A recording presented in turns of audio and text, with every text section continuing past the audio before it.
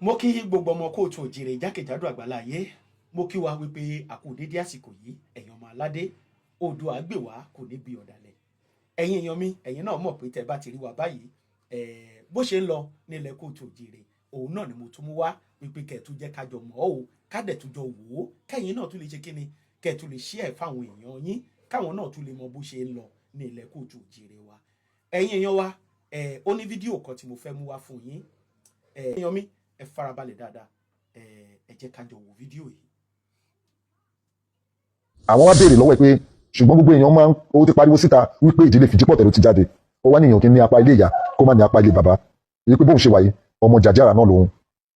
ẹ̀yin tí Sisi Dúpẹ́ bolẹ̀ wà má kọjá mi olùgbàlà kì í ṣe orin àkúnlẹ̀kọ o ẹ wá gbọ́ ẹni tó sáìnì fọ́ọ̀mù dádì mi ọmọ ẹ̀ ló wá ń ṣàlàyé ọ̀rọ̀ fún wa mo sọ fún yín pé kéwọn ò lè mọ́fò láyé ń bì báyìí fọ́ọ̀mù yẹn ò ṣe fake tí gbogbo ń sọ pé fake ni fake kọ́ ọmọ ẹni tó sáìnì ẹ̀ náà wáyé gbogbo nǹkan tí bọ́dọ̀ yẹn ṣe jẹ́ wọ́n ṣe gbé ọ̀rọ̀ wá bá bàbá ẹ̀ bí wọ́n ṣe lọ sílé Wasiu bí bàbá ẹ̀ ṣe sáìnì ẹ̀ gbogbo nǹkan tí Wasiu sọ kó tó di pọ́n sáìnì ẹ̀ gbogbo ẹ̀ lẹ́ máa gbọ́ ń bìbà bí mo ṣe rí mo ní ẹ kí n mú wá o torí abala K1 ní Sisi Dúpẹ́ page ló ń ṣe lọ́wọ́lọ́wọ́ báyìí abala gbogbo ọ̀rọ̀ K1 ni mò ń gbé wá mi ìfẹ́ kẹ́ miss anything nínú ọ̀rọ̀ dáàdì mi ẹ jẹ́ fi yín sílẹ̀ kẹ́ ẹ gbọ́ Sisi Dúpẹ́ ń kí yín.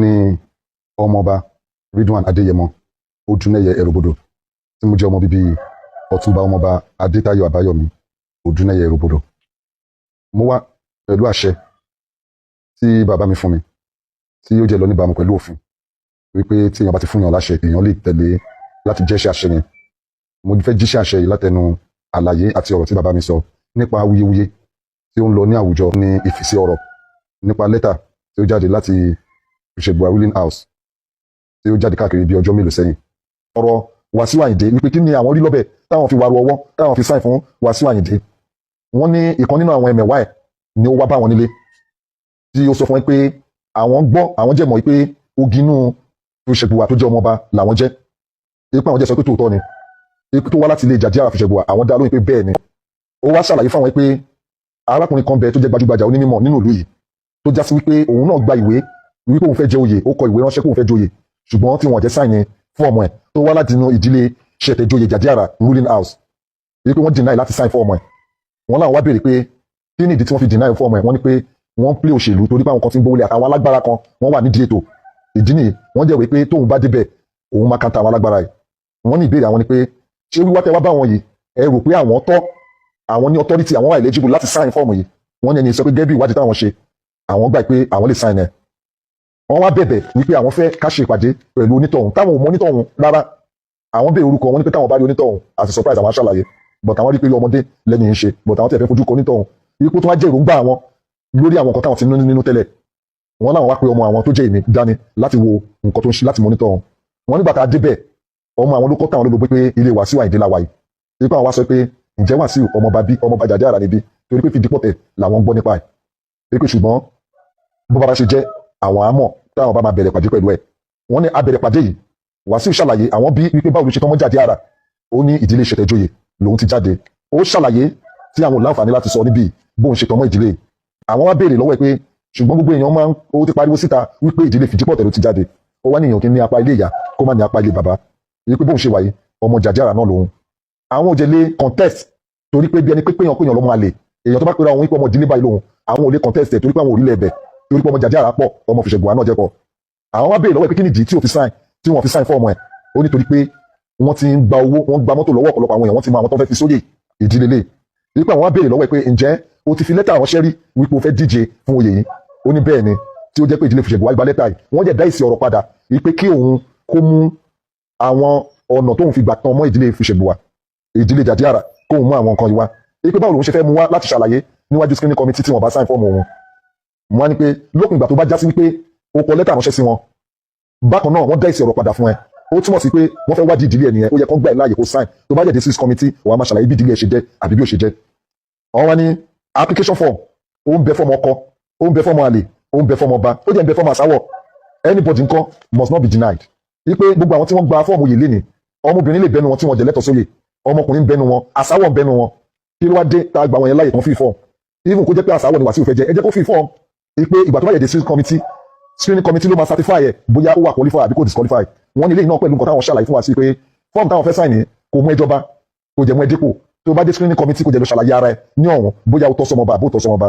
Àwọn ṣàlàyé léyìí fún wọn ní àwọn jẹ́ kó mọ̀ pé tòótọ́ làwọn mọ̀ pé ṣẹ̀tẹ̀jọyè ń bẹ nínú jàjára pé torí pé lẹ́yìn ìgbà tí Ìṣẹ̀bù wá jẹ ní 1790 to 1819 nígbà tó bá àwọn Òwu jà lẹ́yìn ìgbà tó kúrò ń bẹ̀ pé ọba tó jẹ tẹ̀lé òun náà ní ṣẹ̀tẹ̀jọyè tó rìn between 1819 to 1820 kí fi gbàjọyè tí àwọn Aníkìláyà kó tó jẹ lẹ́yìn náà pé gbogbo ìgbà táwọn sọ yìí àwọn ìdílé tó ń jẹ kò tí ì sí fìdí pọ̀tẹ̀ nínú wọn torí pé àwọn ìdílé kan ti jẹ bí Jàjára àti Aníkìláyà kó tó kan fìdí pọ̀tẹ̀. Àwọn ni àwọn sign fọ́ọ̀mù yìí fún Wasiu pẹ̀lú àwọn ìdí wọ̀nyí táwọn fẹ́ ṣàlàyé. Wọ́n ní àkọ́kọ́ gẹ́gẹ́ bí ẹnìkan gẹ́gẹ́ bí àgbà ìlú èèyàn kan ọmọdé kan ò lè gbé fọ́ọ̀mù kò ń ṣe Wasiu ló jẹ́ àkọ́kọ́ ló lè gbé ẹni fọ́ọ̀mù fáwọn yálà pé káwọn sign ẹ̀ fún ọ̀nà oríire ẹ̀ tó bá ti jẹ́ nǹkan tó tọ́ àbí sọ́nà ìlọsíwájú èèyàn àìmọye àwọn táwọn ti sign fọ́ọ̀mù fún táwọn ti ṣe reference fún ní bank àwọn èèyàn táwọn ti sign fún táwọn ti referee fún ipò ń wáṣẹ́ tí Wasiu náà bá gbé tiẹ̀ wáyé kó má jẹ́ Wasiu kó jẹ́ ẹlòmíì ló gbé fọ́ọ̀mù wáyé pé káwọn sign ẹ̀ nítorí ìlọsíwájú ẹ̀ kò sí nǹkan tí àwọn lè fi dá dúró Yakman ń ṣe nítorí pé ó máa ń dènà ilẹ̀kùn orí èèyàn. Ipò ẹlẹ́ẹ̀kejì àwọn sign fọ́ọ̀mù yìí nítorí pé àwọn mọ̀ pé sign ẹ̀ kò túmọ̀ sí pé ó mú Wasiu jọba àbí kò jọba ipò táwọn bá sign fọ́ọ̀mù ìfẹ́ lómi náà kò túmọ̀ kó jọba àbí kò jọba nítorí pé tí screening committee bá mọ̀ nǹkan tó ń ṣe tí Ìṣẹ̀bù bá jẹ́ ní stand ẹ̀ wípé there won't be any political influence kò yẹ kí ìyẹn bá wọn lẹ́rù rárá nítorí pé àwọn ará òkè ò lè pàṣẹ fáwọn ará alásàlẹ̀ torí pé àwọn ará òkè ìsàlẹ̀ ni wọ́n ti lọ torí pé tó bá kúrò lókè náà wọ́n yìnbọn sàlẹ̀ táwọn ará àsàlẹ̀ bá dúró déédéé gẹ́gẹ́ bí àwọn bàbá wa àná ẹnìkan ò lè influence wọn àbí kó pàṣẹ fún wọn eléyìí ó ṣẹlẹ̀ nígbà ayé Awujale tó kọjá èyí pé àwọn signing wọn kò qualify Wasiu bóyá ó máa jọba àbí kò ní jọba ipe just application form ni òun ṣe signing form ni pé wọ́n approve Wasiu ipò ti jọba ipe léyìí fair and justice làwọn dúró lé lórí procedure tí wọ́n bá fẹ́ fi yan ọmọba anybody lè gbà fọ́ bọ̀ kò ṣe everybody ló máa pass screening torí pé gbogbo àwọn ìdílé ọmọba tó jáde nísìn ọ̀pọ̀lọpọ̀ wọn náà kọ́ lọ́tọ̀ ọmọba àsáwọ̀ wa nu wọn ọ̀tọ̀ ọ̀pọ̀lọpọ̀ wọn wà tó jẹ́ pé ọmọbìnrin ni wọ́n ìbéèrè ni wípé ẹnìkan ṣáà ló máa jọba ọ̀pọ̀lọpọ̀ ló máa gba fọ́ọ̀mù wọ́n ní nítorí pé Wasiu Ayinde gbà pé àwọn wà eligible láti sign làwọn sign fún tí Ìṣẹ̀bù abáyọ̀ sọ pé àwọn wà eligible wọ́n mọ ẹ̀tọ́ àti ètò lára àwọn àtẹ̀jáde ìwé wọn. Mo rí pé mi ìfẹ́ kí Wasiu rí pé ìdílé Ìṣẹ̀bù wa àgbọ̀n àjẹlóye torí pé ọgbọ́n àti òye la fi ń tó nǹkan tí a bá dúró déédéé ẹnìkan ò lè influence wa tó bá yẹ pé tòótọ́ Wasiu ìjọmọba a pass through lọ́dọ̀ wa tí ó bá kí n ṣọmọba ó ti jọna kí wọ́n disqualify ẹ̀.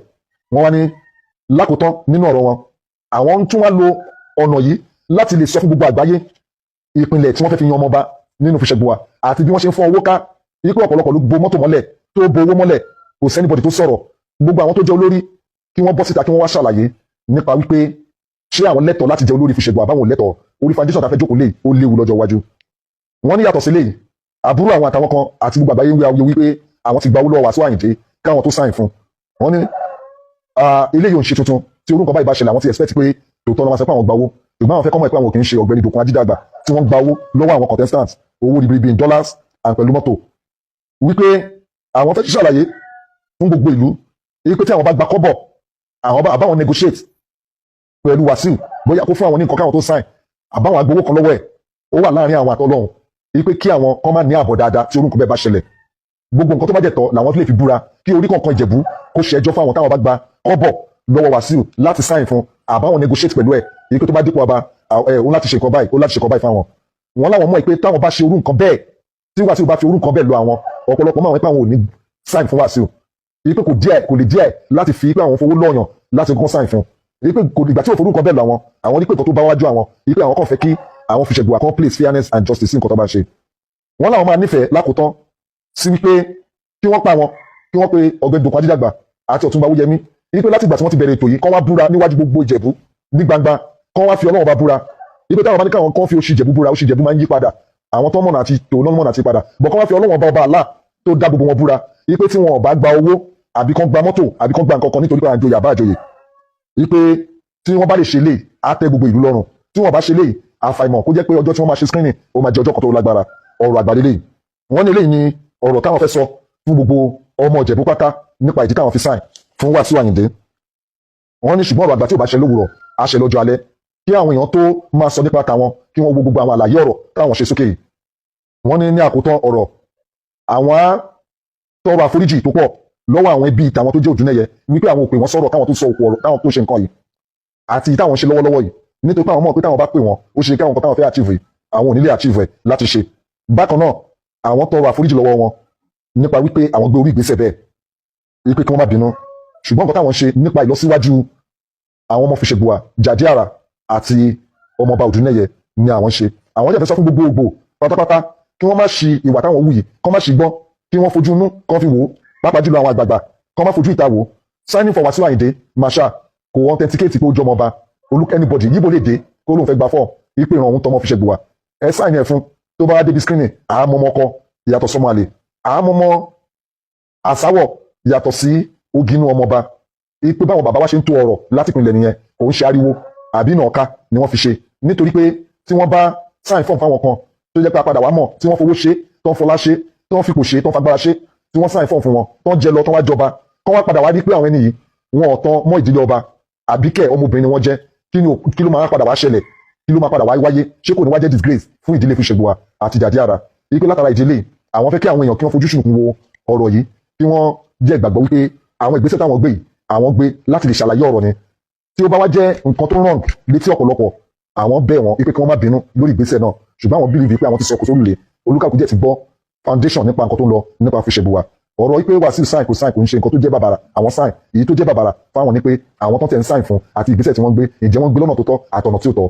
Ọ̀rọ̀ àwọn ojú bẹ̀rẹ̀ eléyìí jẹ́ ọ̀rọ̀ tí bàbá mi ọmọọba Adétayọ̀ Àbáyọ̀mí Òdúnẹ̀yẹ tó jẹ́ ọmọọba Adébánjọ Tìjání Òdúnẹ̀yẹ tí wọ́n sọ ní èní on the 13th of December 2025. Kò jẹ́ bó ṣe jẹ́. Ọlọ́run á wà pẹ̀lú gbogbo wa. Ọlọ́run á bá wa yan ọba tí yóò gbé Ìjẹ̀bú ga lẹ́ẹ̀kan sí. A ní ṣìyàn o. Ọlọ́run á jẹ́ bá wa pèsè àwọn èèyàn pàtàkì tí wọ́n yàn fún wa tí ò ní sí màdàrú àbí kọ́mikọ́ wọn bẹ̀ o. Ẹ ṣé púpọ̀. Assalamu alaikum warahmatullahi wabarakatuh. King Ayinde, let's go. Let's go. Folly, ẹ káàbọ̀. Àwọn tí kábíyèsí ti ń gborí wọlé. Blessed, welcome. Daddy mi ló kàn. Abyss domain, welcome. Ṣé ń gbọ́, wọ́n ní kẹ́ take it or leave it. King K1. Wàá ṣeré Àríkẹ́ ní Awujale. Alẹ́ òní yàtọ̀ tìtájẹ́ níṣe. Ọlọ́lọ́sìn ní it will never ever happen. Kí ló dé tẹ̀ ń pa àwọn tó fẹ́ kí dáàdì mi jẹ ọba ní Alábòsí? Seriously, I'm curious. I am not on a very serious note now. I want to know. This show is not, yes, we're going to be having a laugh. But I really want to understand because people are taking this seriously. Like, no. Níbo ló ti ń ṣerú ẹ̀. You cannot so mo kàn fẹ́ understand, where people are coming from. Those that are saying pé kò lè jẹ́, as long as Tinubu is still on the throne, K1 will get that cap. So for those that are saying, on a serious note now, I want to sọ wípé he cannot get there, he can't do it, it cannot happen over their dead body. Kí ni reason? What is the reason? I know one of the reason. It's gbé mi 27 kg abere. Ẹ jẹ́ n pa music. I know one of the reason. Ẹ má bínú ẹ̀yin tèmi, ẹ jẹ́ kí n kíyín káàbọ̀ Daddy mi. Daddy mi máa ń ká mi lára. So tẹ́ bá wọlé tí mi bá kíyín, tẹ́ bá ti rí topic ẹ máa understand because when I'm talking about this man on a serious note, I like him. Yes, I like him. You guys know that I like him. I don't know. There's just something about him that I like. I am not saying he doesn't have his shortcomings. Don't get me wrong. He might have his shortcomings. But Nkota Solale is a serious thing. This is not about whether I'm like him or you like him or we are talking about him handling a very, very vital, post in Yoruba land. You understand? It's a big deal. I understand where, a lot of people are, because one of the reasons, the only reason Timori, the only viable reason online that I can say Timori, that one of so we pay one joba. One of the reason, genuine reason is the fact that everybody is saying pé báwo ni ẹni tó ń kọ Fuji ṣe máa jẹ ọba. See, me understand. I don't know. Bóyá ó ti wà lákọọ́lẹ̀ wípé ẹni olórin ò lè jẹ ọba. I don't know.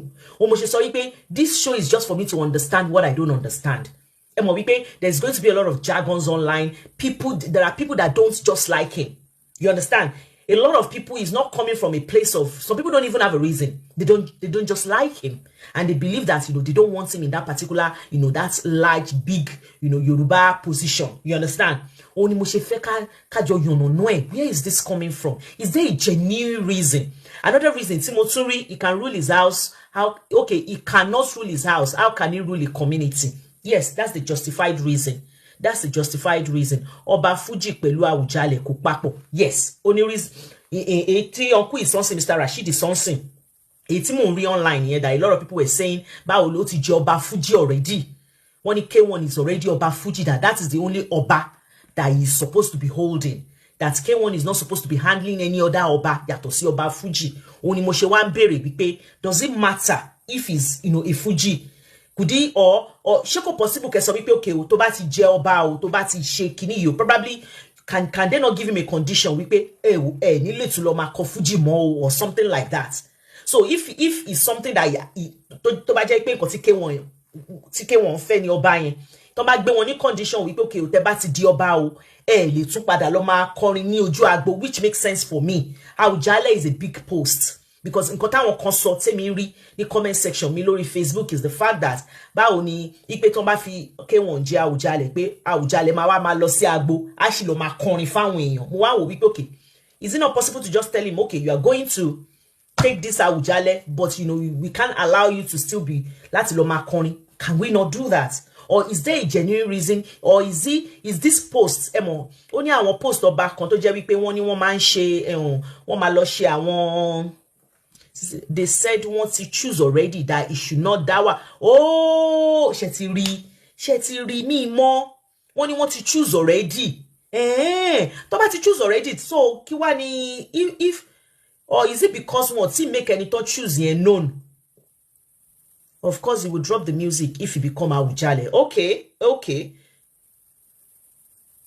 Okay, all right. Who tell him he can contest for Awujale? I don't know. Ṣebí nǹkan tó wà lórí. Eléyìí make sense sí mi nsìn. I am Jaye sọ wípé Fushegwa house is the ruling house, but not Fìdípọ̀tẹ̀mọ́lẹ̀. Ṣé mo wípé Fìdípọ̀tẹ̀mọ́lẹ̀ ni ti K1. Another thing tí mo tún rí online nìyẹn pé àwọn kan sọ wípé kò kí ń ṣe family K1 àbí kí ló máa ìdílé. Wọ́n ní kò kí ń ṣe ìdílé K1 ni oyè yẹn Tosí for now. That's some things that I'm seeing online. So what I want to discuss now tonight is you cannot say because you don't like somebody. We cannot say because like in your con. There has to be genuine reason to make it sense that you can say okay, this is the reason. Irú eléyìí sọ ń sìn pé family Fìdípọ̀tẹ̀mọ́lẹ̀ àwọn kọ́ ni wọ́n ní right láti jẹ́ right now. Ìyẹn make sense fún mi because tó bá yẹ pé bó ṣe ń tò nìyẹn pé ó ní ìdílé tó ń jẹ́. So tó bá jẹ́ pé ìdílé òun náà sọ yìí wọ́n ní Fusengbuwa is the next ruling house. So that makes sense for me. So tí mo bá ra àwọn ọmọ Ìjẹ̀bú tó sọ pé irọ́ o, this is the reason why K1 cannot be king because kò tí kan ìdílé Fìdípọ̀tẹ̀mọ́lẹ̀. Ìyẹn make sense.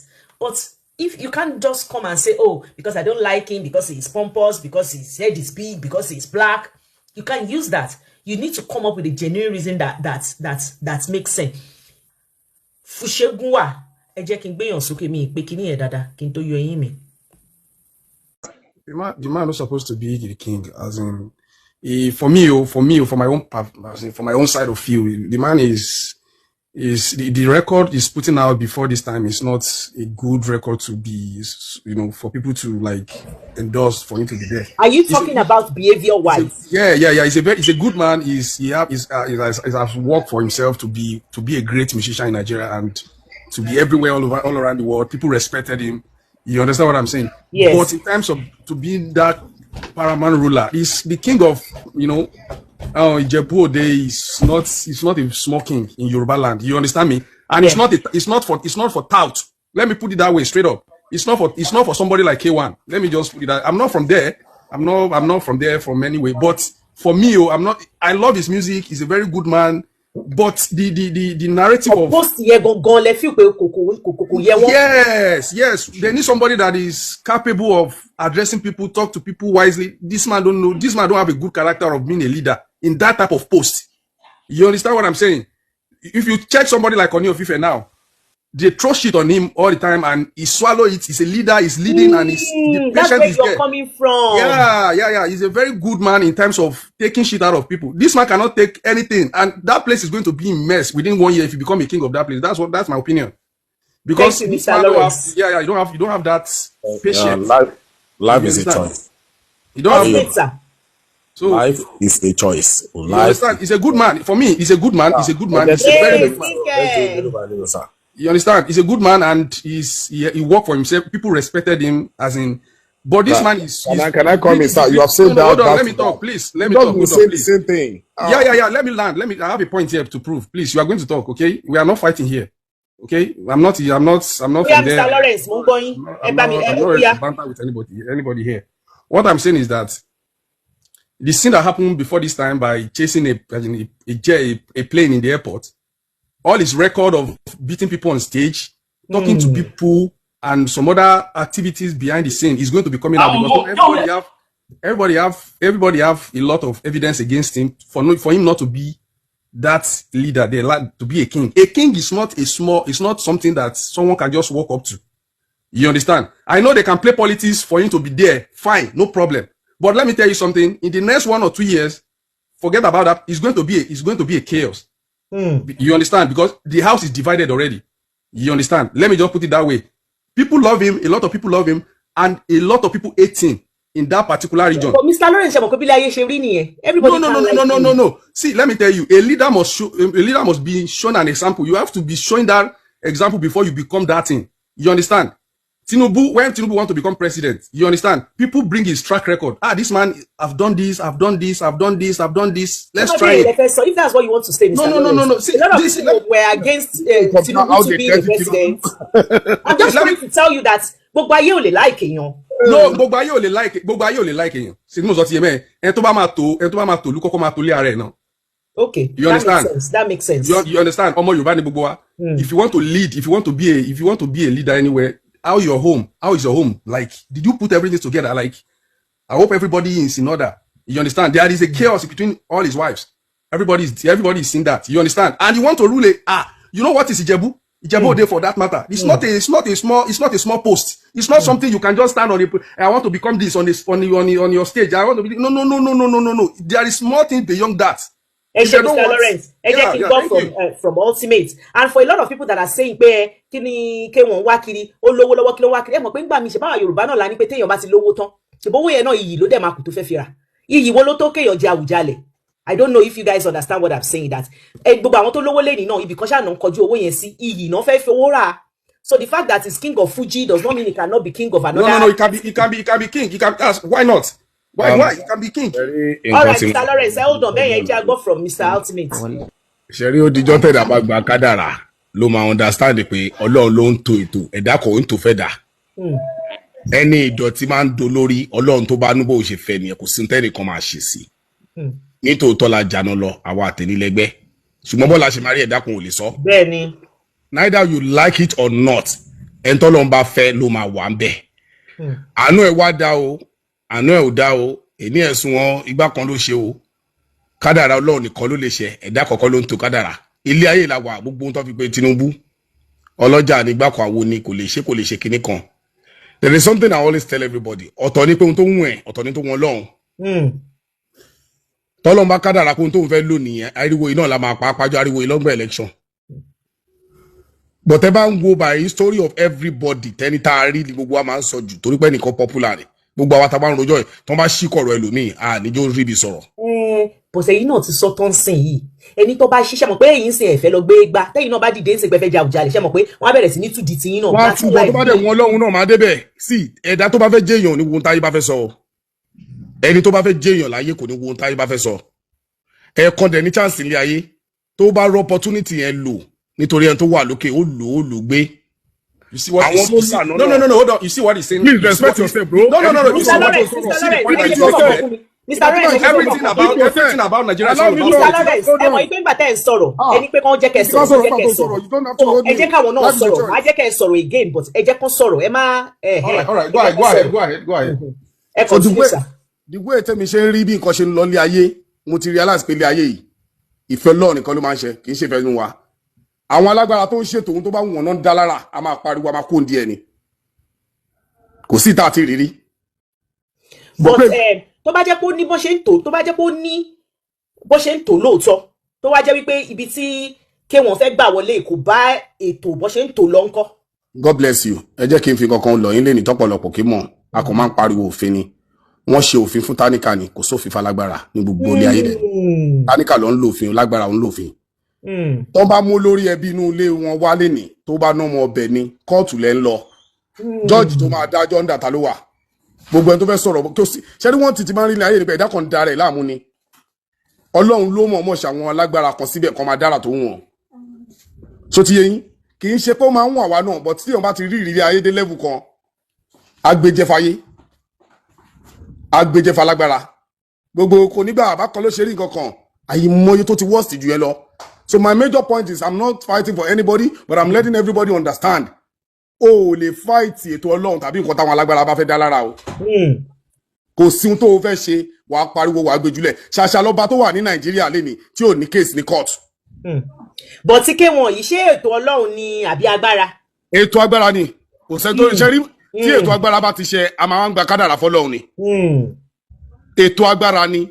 Ìlú tá a dẹ̀ gbọ́ àtàtí wáyé gbogbo wa mọ̀ pé tó agbára. Olùyèrè welcome sir. Ta ló mọ̀ ta ni bàbá ẹ ta ló connect ẹ lọ́rọ̀ tó wà nílẹ̀ yìí. Wọ́n náà ṣẹlẹ̀ ṣe oníkòtẹ́ lọ́rùn. Ta ló minec wa Mr President ta ló ní chief judge Mr President. Ó wá ní òwọlé ṣáwọn tó ti kó síbẹ̀ òní ṣe ń favour ẹ̀ ní ariwo kí là ń pa gan. Afcon fẹ́ràn ká máa drag nǹkan tí ò ní lọ́bi kọ́kọ́ táwọn pípì bá fẹ́ sọ pé nǹkan táwọn fẹ́ ṣe ariwo lásán la máa pa wọ́n á ṣe àpariwo wa á dẹ̀ máa wò wárán tó bá yà á dákẹ́ ó lè máa ń wẹ̀.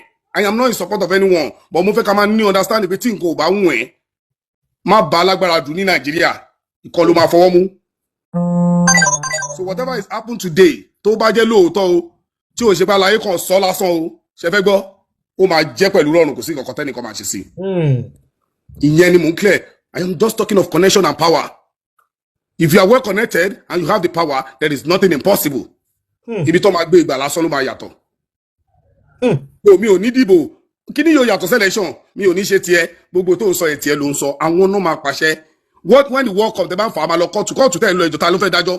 Ẹ jọ̀ọ́ fún àwọn èèyàn tí ò ní òye bí wọ́n ṣe ń jẹ ọba ṣé when it comes to ọba this big Awujale. My dear sister, I do understand the question you are asking. Is ìjọba involved? Of course wọ́n ti gbé gbogbo kíní under politics now. The governor give power to the king. The politician decide. Can I say something? No, let me learn. Mr. Lawrence, so in the country, tá à ń gbé gbogbo ẹ̀ ló wà London politician, ló wà London governor. Tí ò bá wá tẹ́ lọ́rùn wọn ni kò lọ sùn wọn. Now when you go to court, ta ló fẹ́ lọ bá ń bẹ̀. Aládájọ́ now. So most time I just keep saying, a kàn máa ń fẹ́ dààmú ara wa.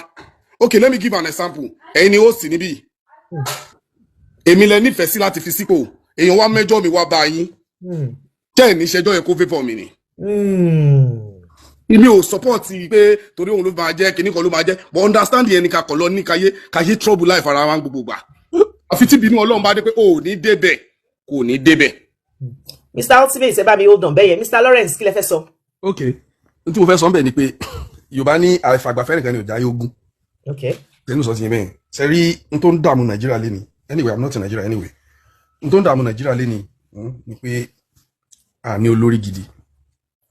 Olórí tá dẹ̀ ní ni pé olórí tá ní ẹ̀ ló fi à ń jẹ wá ṣe tí mo sọ ti yín bẹ́ẹ̀ because tá bá lólórí gidi tá bá máa sọ pé pàdí mi ni ọ̀rẹ́ mi ni ẹni tó merit ẹ̀ ló yẹ kó wà bẹ́ẹ̀ bẹ́ẹ̀ àti tọwọ́ pé ọ̀rẹ́ mi ni pàdé okay ẹ wo irú ọba Ìkòtún sí. Mr. Lawrence kí ló dé tẹ̀yin ṣe rò pé wọ́n merit ẹ̀ because you can't just say because wọ́n di plane. Is it from a royal wait according to the news that is going viral now is it from a royal home is it one of the people that they present from the beginning. I don't know what to believe because lórí platform mi bí bá ń sìn àwọn kan ní sọ pé ọmọ fùṣọ́gun wà ní wọn. I don't know.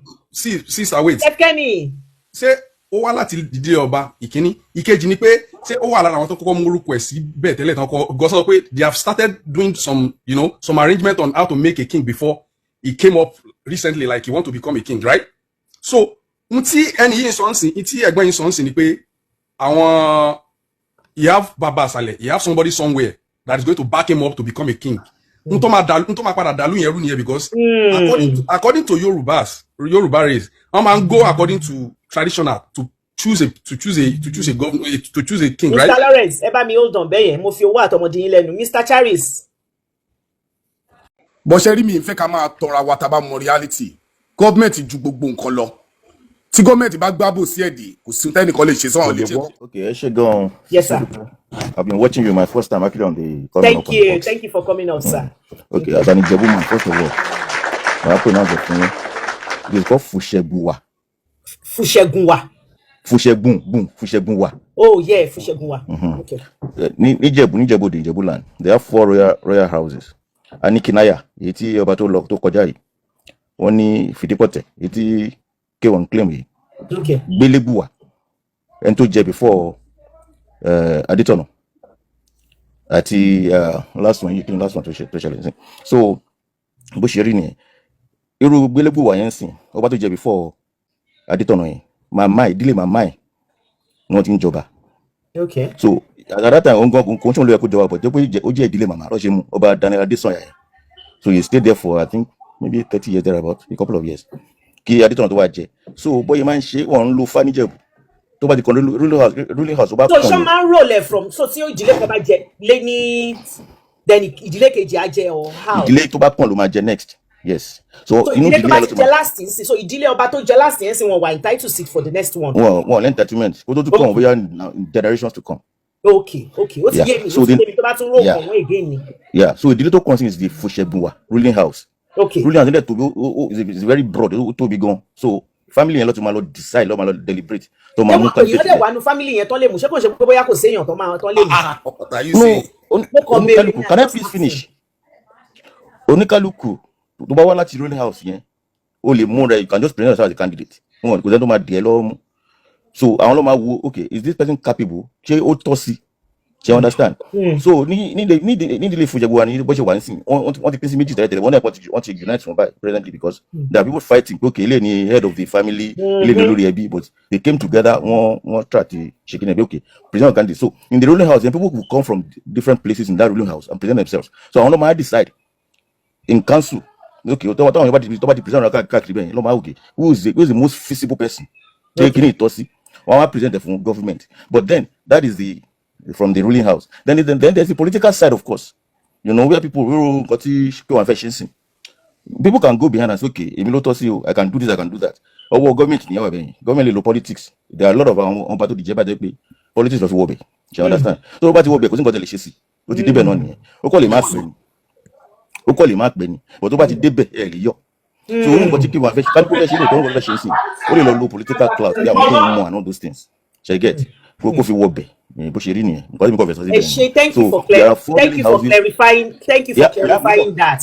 So ó ní bó ṣe yẹ kán ṣe, but ìjọba tún lè wá tí ìjọba bá sọ pé báyìí làwọn ṣe fẹ́ ṣe báyìí náà ṣe fẹ́ ṣe nìyẹn, almost same thing pẹ̀lú nǹkan tí ultimate sọ nìyẹn.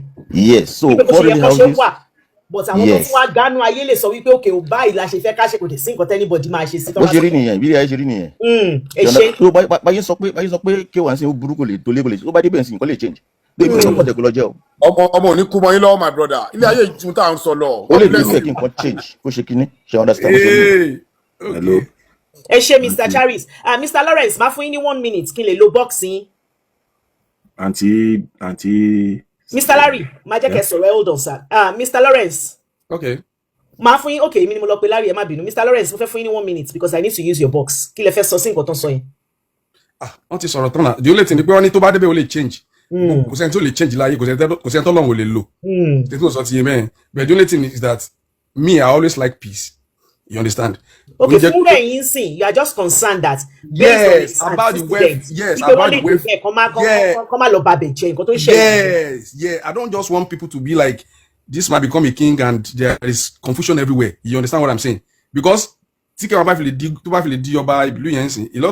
of people will come there to invest. It's a big man, you know people, you understand? And it's a very friend to the governor, to the governor of Ogun State, you understand? But what is on his record right now, if you don't use politics, that man will not become a king. Thank you. Good night. Eshe, Mr. Lawrence. Sis BJ. Good evening, everybody. Good evening, sis. Kudometa. Jẹ́ ọmọ Fìdípọ̀tẹ̀ mọ́lẹ̀ lẹ́yìn náà. Mi ò ṣọmọ Fìdípọ̀tẹ̀ mọ́lẹ̀ bọ́ ọmọ Ijebu Òde ni mí. Ọmọ Ijebu Òde, bona fide ọmọ. My both parents are from Ijebu Òde, and I think I know a little about this thing we're talking about. Yes, ma'am. We have 4 ruling families in Ijebu Òde. The first one is the Gbelegbua family. We have the Anikilaya, which is the Kábíyèsí tó lọ tán yìí ti jẹ Adétọ̀nà. Then we have Fìdípọ̀tẹ̀ and Fushegunwa. Those are the 4 ruling families. Tani. After Anikilaya Ogun tó jẹ tán, ló kan Fushegunwa.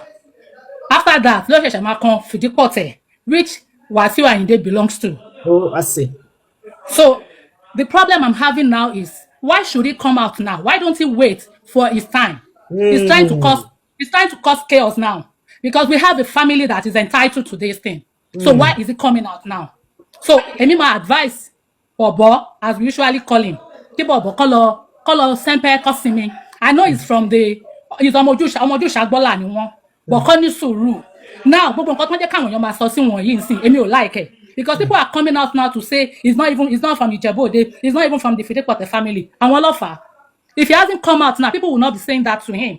Now people are asking him, okay, what if he Tosí bàbá ẹ̀ sí Ijebu de wọ́n wá? Wá fi ilé bàbá ẹ̀ wọ́n wá? Wá fi ilé àbúrò bàbá ẹ̀ wọ́n wá? People were now saying different things. To me, it's an insult to him.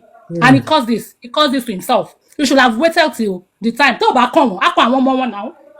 Tó bá wò pé bóyá, if maybe he's thinking that the next person bá débẹ̀, yóò fi lè lọ pẹ́ bí kábíyèsí wá ṣe lọ 65 years. Ọlọ́jọ́ lè lọ sí kó tó kàn wọ́n. Yes, but tó bá kàn wọ́n, á kọ àwọn ọmọ wọn. Kọjọ kó má jẹ́ kí wàhálà ṣẹlẹ̀ ní Ìjẹ̀bú Òde. You should go and wait. His father was buried in Ekitike. Oh, really? Àwọn ló jẹ́ káwọn èèyàn máa sọ oríṣiríṣi sí wọn. Àwọn ló fa insult táwọn èèyàn ń sọ sí wọn yìí. That's a lie, but I need that to my drag in. Okay, kí ló ta ló fà á táwọn ò bá lọ jáde ń sìn, àwọn èèyàn ní máa parọ́ tó ń pa. Right, sister, but sister, right. Wọ́n jẹ́ kí n sọ kọ́kọ́ fún yín. Mo ń bọ̀ ẹjọ́ hold on, yẹ kí n sáré sọ̀rọ̀ mi. Àwa mọ̀ pé ọmọ Ìjẹ̀bú Òde ni wọ́n, àwa mọ̀. But wọn ò bá ti dúró, bàbá ò bá ti dúró de time títí wọn. Gbogbo nǹkan tó ń sọ sí wọn yóò máa sọ sí wọn. Okay. Awujale of Ijebu land tá à ń sọ yìí kò ń ṣòye kékeré. Awujale tó lọ, he was the chairman of all the Oba of Ijebus. Ohun, and he was also a co-chairman ní gbogbo Ọba Ogun State. Kò ń ṣe wọn kàn lè fi just anybody jẹ́. Even nínú family, ẹ̀kọ́ tó ṣe fa wàhálà in the present family tó kàn bá pa nìyẹn. Wípé wọ́n wo èèyàn tó fit seat yẹn. You cannot just pick anybody. Nǹkan tó ṣe tẹ́kọ̀ choose láàrin wọn nìyẹn. So kọjọ́ kí bọ̀bọ̀ jọ kọ́ lọ dúró kọ́ ní sùúrù kọjọ́ afọlọ́hùn bẹ̀ wọ́n ni. Gbogbo wàhálà tó ń ṣẹlẹ̀ ní Ìjẹ̀bú Òde yìí kò gbọ́dọ̀ rí bẹ́ẹ̀. Kò gbọ́dọ̀ I mean everybody nísìnyí èmi àtàbúrò mi ẹ lè imagine àbúrò mi ń support wọn. Èmi ń wò pé nǹkan tó ń sọ èmi àtàbúrò mi láti máa argue. Lẹ́bàá ti pín ayé sí méjì. You can imagine nǹkan tó ń ṣẹlẹ̀ ní àwọn families ń sìn nìyẹn. We don't need that, please. Kọjọ́, I'm begging him. You should just go and wait for his time. What mo fẹ́ sọ nìyẹn. Yeah. Ẹ sọ nǹkan tẹ́ fẹ́ sọ. Check Mr. Charlie. No, mo fẹ́ gbọ́ nǹkan tó fẹ́ sọ. Okay. Yeah, nǹkan tí lady yẹn sọ, she's right. Especially in our ruling houses. But then, if you look at the history, look back in the history of why you choose Awujale, there are times that the next ruling house to back come. Sometimes one man jump one due to one reason or the other. Maybe the next man that's supposed to be produced in that ruling house, one thing happened, they couldn't produce that person. They would just jump to the next ruling house. Because the kan sọ nìyẹn pé àwọn fùṣẹ́gun wà yẹn pé ẹnu wọn ò tí kò pé nǹkan tó wà social media ni ẹjọ́ owó ẹsẹ̀ gbà ní. No, nǹkan tí mo sọ ni things happen in that àwọn sílẹ̀ pé wọ́n ní láti lọ.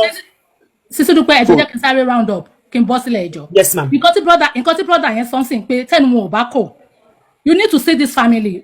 I didn't say that too. Any question wọn ò bá kọ ọ máa jump lọ sí another family. That was what you said. Yeah, of course. Yeah, I said that, yes. Kò lè ṣẹlẹ̀ nínú family yẹn, kò lè ṣẹlẹ̀. And one thing, somebody said something about. I'm just giving an example. Somebody was saying something about politics, but not Ọba Ìjẹ̀bú land. Lọ́mọ àti politics, but not this Awujale. Ọba Ìjẹ̀bú land di president Nigeria. Ẹjọ́ wọn lè tí òṣèlú bọ ilé yìí. Wọn lè tí òṣèlú. Àti ẹ̀wọ̀n nílẹ̀ Haúsá wọn jọba tó wà lọ́ọ́ gbẹ́lò mi síbẹ̀. Ẹ̀yẹ nílẹ̀ Haúsá nìyẹn. Nílẹ̀ Haúsá lè ní Ìjẹ̀bú Òde lajú, Haúsá ò lajú. Àwa lajú jù yẹn lọ. Ilẹ̀ Haúsá wọn lajú. Ìjẹ̀bú Òde la máa ń sọ Ìjẹ̀bú. Ẹjọ́ wọn lè fi politics. Ẹjẹ́ mi parí submission mi. Àbọ̀jẹ́ fún yín 1 minute kẹ́ fi parí. Sisi Dúpẹ́ mi ò tẹ̀sán kankan mọ́, mo ti sàn kan ti fẹ́ sọ bọ̀. Kọ́ máa sọ pé máa ti politics bọ̀. No, wọn ò lè ti politics bọ̀ eléyìí. Ọ̀gá yìí sọ ni wípé o Ìjẹ̀bú òkèrè nínú ayé kò ṣe Ìjẹ̀bú. Àkèrè o. Post Awujale kò ṣe post tíjọba lè tẹ̀ ìbò. Yes. Sisi Dúpẹ́ mo fẹ́ dá sàn kankan ṣe rí gbogbo wa nìkan máa ń dùn tó bá bọ́ sọ́dọ̀ wa. She said everything perfectly okay, but mi kì í fẹ́ kẹ́ni kọ́kọ́ tanra ẹ̀ ìjọba ju anything lọ tíjọba bá fẹ́ gbé àbùsídé kò sí tẹ́nìkan lè ṣe sọ̀rọ̀ ìjọba amúnimóògùn wọn. Irọ́ ni ṣe ló power ẹ̀ ẹ jẹ́ kí n sọ̀rọ̀ ọ̀sẹ̀ ló nílẹ̀ fẹ́ràn tí ò da nílẹ̀ Yorùbá. Sísà Ṣàbí hold on. Mo ṣì ní 13 seconds. Ẹ ní sùúrù àti wọ́n ní wọn ò ṣe lọ lò ní Ìjẹ̀bú-Igbó tó dẹ̀ ní ọba Ìjẹ̀bú-Igbó kan tó jẹ́ for years kò sọ́ba Ìjẹ̀bú-Igbó kí ló dé tí wọ́n ṣe Wọ́n ṣe lo Ìjẹ̀bú-Igbó. wọ́n ṣe lọ lò ní Ìjẹ̀bú is not Ìjẹ̀bú-Igbó. ordinary. wọ́n ń para ẹni náà wọ́n jẹ́ Bring me down. Charis àti Sàbọ̀jẹ̀ máa yábọ̀ sí. No, brother, I'm not ẹni sùúrù. ṣé bébí ni mo bá wọn sọ̀rọ̀ tó Life is beautiful. Ẹ jẹ́ kí ultimate sọ nǹkan tó fẹ́ sọ ní sùúrù náà. Ṣẹ́rí kò ń wá pé kàn shit anybody. Ọkàn bí kan. Kò lè work ní Ìjẹ̀bú. Mr. Larry hold on, ayé bẹ́ẹ̀ máa sọ̀rọ̀ please. Kò síbi tó ju gọ́ọ̀mẹ̀ntì lọ. Ẹ jẹ́ ká máa ṣe ra wa létí. Ohun tí ò da ò da. Bọ̀ kò sẹ́dá kan tó as you're jọba coming lọ. in please mute. Ohun tí ò da ò da. Bọ̀ hàn lé lókè ní kan bì kan ẹyẹ fèkì ara yín. Gbogbo wa mọ̀. Kò sẹ́ tó fábò sí. Kò sí ohun tó ju jọba lọ. Tíjọba bá gbé ṣe ẹ̀dẹ́ kò sẹ́nibọ̀dì tó ju gọ́ọ̀mẹ̀ntì lọ. So ẹ má jẹ́ ká máa tọ́ra wa ẹ lè lóńbì kan ẹ lè lóńbì kan. Èmi ò ní ìdíkà tọ́ra wa I don't support pé kàn ṣe nǹkan tí ò dáa but when the government said this is what we want to do kò sí onítọ̀hún ẹ yé ìjà tọ́ra wa o. You are one of his fans. That's why you are saying all these things. You are one. I'm not talking about fans. I'm talking about government. I don't love him to be there. Stop turning things up and down. No. If I understand Ultimate right, Ultimate is not saying that he's supporting him. I don't want him Ultimate there. is saying that. Ipe ó yẹ kán débẹ̀ o kò yẹ kán débẹ̀ o tí ìjọba bá sọ wípé àwọn ló máa wà ńbẹ̀ ipe kò sí nǹkan tí anybody lè ṣe nǹkan tí Ultimate ń sọ nìyẹn. Is this so? It's not about him. Why is he saying that all the time? Is he all about politics? Mr. Ultimate, Mr. Larry. Mr. Ultimate, hold on. It is my turn, no. Hello, my Hello. Yes. Sasha, ẹ jẹ́ ká tó mo kọ́lẹ̀ ẹ ní sùúrù everybody máa sọ̀rọ̀ tá bá fẹ́ tó bó ṣe yẹ ká tó bí mo ṣe kọ́lẹ̀ is ọmọ bàbá then speechless then Sister Shabi then Mr. Larry. Anyway, okay. Good afternoon, good morning, everybody. Thank you so much for joining Sister Duke's live stream show. Baba yìí máa ń ṣe lélẹ́yìn ṣé báyìí jẹ́ foreign royal home yẹn ìdílé tó kàn gangan wọ́n máa mú ọmọ oyè bíi 4 àbí 5 lẹ̀ wọ́n máa wá da ifá ṣọtí yẹn wọ́n fá ń yọ̀ wọn o wọ́n máa wá da ifá nínú. àwọn kan ní wọ́n ń ṣe wọn ń lò yẹn ní Ìjẹ̀bú ọmọ Ìjẹ̀bú náà lẹ́nu sọ. irọ́ ò Ìjẹ̀bú ní èmi. nẹ́tíwọ̀kì yín ò da àṣàbí. àfa mo lọ́gọ̀ látẹ̀kọ́ tí mo ti dúró ó yẹ àti ń gbọ́ yín báyìí kò sí bó ṣe lè ṣe wọ́n máa da ifá. so ti yẹ yín mà kò sí bó ṣe lè ṣe wọ́n máa da ifá. Ìṣẹ́bù àyẹ̀ sí nínú èèyàn 5 bẹ́ẹ̀ wá dáfá láti mú ilé tó máa jẹ. wọ́n lè jẹ 10 gan wọ́n lè jẹ 10 nínú gbogbo bẹ̀ yẹn alámàbúrò nínú ìdílé yẹn tọ́jú lórí ìhòòhò yẹn gangan wọ́n lè tó 10 wọ́n lè tó 15 wọ́n máa jáde báwọn fẹ́ lọ wọ́n á máa ṣe fáfù gbogbo wọn so ẹni tí fá bá mú ó máa lọ ṣé wá rí pé gọ́ọ̀mẹ̀ntì ò lè impose èèyàn yẹn kọ́tì ẹ̀tútù ẹ̀dànù Nàìjíríà lè wà gọ́ọ̀mẹ̀ntì lè impose anybody lórí tí Wasiu Ayinde bá jọba yẹn iṣẹ́ ọwọ́ gọ́ọ̀mẹ̀ntì ni ṣe bó ṣẹlẹ̀ lọ́yọ̀ọ́ náà lọ́yọ̀ọ́ dọ̀la gbogbo èèyàn pariwo pé ọba Mákindé ló máa ń pe Aláàfin of Ọ̀yọ́ sìn wọ́n ní ọba Mákindé láti beautiful space yẹn lẹ́kọ̀ọ́ fẹ́ bóyá speechless ṣì wà ń bí má gbéyàn síbẹ̀ jọ. èmi máa bọ́lẹ̀ nítorí ọba Mákindé ni Mákindé ló fi jẹ Mákindé ló impose ẹ̀ lé wọn lórí ṣé you understand so pé gọ́ọ̀mẹ̀ntì ò lè ṣe ọkọ yẹn gọ́ọ̀mẹ̀ntì kò sí nǹkan tí gọ́ọ̀mẹ̀ntì ò lè ṣe kò sí gọ́ọ̀mẹ̀ntì máa gbé ẹni tó wù wọ́n síbẹ̀ tí anybody ò dẹ̀ ní nǹkan kan tó máa ṣe sí so nǹkan tẹ̀mí rí inú ẹ̀ nìyẹn mo ti délẹ̀ o so wọ́n lè kúrò 10 sílẹ̀ ifá ló máa mú wọ́n wá lè lọ máa bribe o but wọ́n yìí máa kọ́ dáfá that is it. Ó dàárọ̀.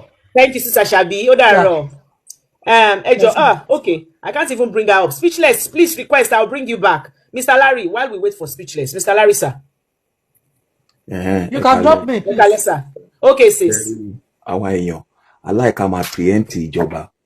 Aláìka máa nǹkan tíjọba ò ní àti máa preempt àti máa sọ́lẹ̀ bíi pé àwa ni Ọlọ́run tá jẹ́ omnipotent. Gbogbo nǹkan tó ń ṣẹlẹ̀ ní Nàìjíríà ń sìn tó bá Tinubu nísìnyí kò ń ṣọ̀rọ̀ Awujale too. Nílẹ̀ Yorùbá, the most revived, the most respected throne is that of Awujale. I stayed in Ijebu for more than a decade, one-on-one with Awujale. One-on-one. Mo jọmọdé bọ̀ bí ọ̀rẹ́ ni bàbá jẹ́ sáwà nínú Adéọlá Odùtọ́lá. Àjọ máa ń jókòó. Bàbá jẹ́ tó jẹ́ integrity òun nìkan lọ́ba tí òun pààrà sọ̀rọ̀ kì lọ́ máa. That stood is too heavy for Wasiu. Ẹ máa tó nípa ti ní interest àmà ní ìjọba níbo ló gbà tí bàbá sọ fáwọn alágẹmọ pé òun ti di born again muslim ó mọ nǹkan táwọn alágẹmọ fojú ẹ̀ rí so ẹ kàn bílí pé ẹnìkan kan lè torí pa ti nífẹ̀ẹ́ Wasiu àwọn òun náà kan nǹkan tí Wasiu fẹ́ gé náà ló ti ń gé nìyí ó kàn jù sí wa ká máa deliberate lé lórí. Hold on, ṣé tẹ bá sọ pé ó tóbi jù fún wọn is far away. nítorí pé èsì kàndílé wọn ni àbí tó bá yẹ kó kàndílé wọn tí ìdílé wọn bá fáwọn sílẹ̀ ṣá máa sọ pé tóbi jù. àwọn tó nínú ìbùdílé wọn yẹn a ṣe láwọn kúkú family a ṣe láwọn àwọn well respected individual tó ṣe dákẹ́ why is too forward ṣé bó ti jọba Fuji ó lè jẹ méjìlá bá àlàdé concerning people who are saying about government leaders government to ṣe intervene ní Ìjẹ̀bú Wale Showcase he spend all his billion olórẹ́ẹ̀kì Wale Showcase dọ́là tó ṣáà lóun fẹ́ jẹ orí Mọ́lúsì of Ìjẹ̀bú ṣán jẹ orí Mọ́lúsì yẹn dè nítorí àbúrò àpọ́nṣẹ́ ìjẹ́ lọ́la Ìjẹ̀bú ó yàtọ̀ sí gbogbo throne I can boldly say it I dey one on one with Awujale of Ijebu land when I was in Ijebu Ode ó yàtọ̀ kò ṣe bí kọ́tẹ́nì kankan lè noise maker níbo lè fa wọn ṣùgbọ́n omi sí gbogbo wọn dákẹ́ wọn wò wá sí wàá bẹ́ síwájú Ìjẹ̀bú Òde parade a lot of billionaires who have access to that throne so ṣe lójú wá sí ó bí lè pé òun lè pè Tinubu will never influence that 2027 ó ti gbà pé òun ló máa play from next year sí he will be busy singing for APC up and down ṣé ẹni tó fẹ́ máa tẹ̀lé APC tó máa tẹ̀lé ọ̀gá kiri. wọ́n lè mú èyí tó bá ṣe kókó ẹ̀mọ̀ tó bá ja Awujale sí wọ́n lè gbé yẹn lẹ̀. irọ́ ìkan ló ó ti sign nǹkan tó wà nílẹ̀ sí tó wà lọ́rùn bàbá Tinubu sí is more than government what this time of situation in Nigeria káwọn máa tó nípa nífẹ̀ẹ́ Wasiu Ayinde àwọn máa ní kíní kan is far away from me kò tí ẹ̀ kan rárá tó bá nominate is far tó bá wo criteria tó ń gbé gbogbo ẹ̀yẹ̀wò kí ni contribution sí Ìjẹ̀bú land táwọn èèyàn ń sọ nígbà olóṣèlú àwa kọ́lé sí GRA tó ṣe ń gbé bẹ̀ kí ni contribution tàbá bẹ̀rẹ̀ sí máa tú gbogbo àwọn short comment ara gbé àyàn mi ò ní anything bad in it man is too controversial in nature not somebody like him we have the Shubomis family there we are many wọn kàn wò ní say not fucking noise maker ẹ lọ bèèrè lọ́wọ́ Wale Showcase ó ra brand new car àwọn afabọjẹ ó ṣe gbogbo ẹ ó fẹ́ di up till now wọ́n pín kàkà kékú jẹ́ sèṣin wọ́n pín Ìjẹ̀bú gbogbo wẹ́lẹ́wẹ́lẹ́ ni wọ́n pín Ìjẹ̀bú gbogbo wẹ́lẹ́wẹ́lẹ́ ni Ìjẹ̀bú mo like mi ṣe Ìjẹ̀bú but wọ́n kọ̀ wọ̀ sí ó lé ọkàn lè wá múlé wọn lọ Tinubu kò lè try ẹ̀ Tinubu tó bàbá tó kó wà very intelligent Tinubu àwọn máa ní òfin lu power kan wọ́n máa ní nǹkan tí gọ́ọ̀mẹ̀ntì ò lè ṣe gọ́ọ̀mẹ̀ntì ò lè dá sílẹ̀ wọ́n á kàn invoke àwọn òrìṣà Ìjẹ̀bú mọ mí ìrìn àgẹmọṣá bí ó bá lè lọ ra gbogbo àwọn alágẹmọṣá bóyá but it's not possible gbàgbé my submission ẹ máa ká máa fi sentiment ẹnìkan sọ God ṣáwa nìkan là ń pe God ni God does not have interest in the affair of man nǹkan tá a bá fẹ́ God has given us already he has finished the creation of this house if you wálẹ̀ so tá a bá ti fẹ́ wá manipulation la máa ní God wọn náà táwọn pè àwọn la ní most backward so what God leave God in now God does not have hand in who becomes the Awujale àwa fún ara wa la máa lẹni báyìí la fẹ́ èmi ò dẹ̀ mẹ́tí wà sí fẹ́ fi ṣe base èmi mẹ́tí fẹ́ fi ṣe fan ẹ̀ níjẹ̀bú yẹn wà sí tẹ́gbẹ́ tó bá ń play gan lásán ò lè súnmọ́ ṣó tó ṣe níjẹ̀ tó ṣe ní àgọ́ òwòye wọ́n máa lọ́wọ́ jáde fún lágọ́ òwòye frontline hotel tó fẹ́ táwọn yẹn fẹ́ gbólẹ̀ tó fà bọ́yọ̀ we know what happened everything died down so now the same person now want to come he want to be Awujale of Ijebu land do you know how many obas in that Ijebu ṣáwọn ọba Ìjẹ̀bú Ifẹ̀ ní ká sọ ni àwọn tó lórúkọ àwọn rí lọ́ba ṣé Ìjẹ̀bú Ifẹ̀ ni o. ok ṣé Awujale yẹn ni olórí gbogbo ọba Ìjẹ̀bú. gbogbo yes we have a lot of prominent ọba in Ìjẹ̀bú land that Wasiu will now come from nowhere you want to enter that stool. so if he becomes ọba now he will now be like the olórí. yes wọ́n ti di olórí ọmọ ọba already. honorary ni anybody owó lọ fi ṣe gbogbo yẹn so it's about impact it's just coming out to create frictions àmà fi sentiment sí ọlọ́run tó yẹ kí gbogbo ayé ló ń pè gbogbo anybody ló ń pè àmà máa personalize it so that's my submission. ẹ ṣe mi salary thank you sir. Busy B. okay tí Busy B ò bá sí bí easy.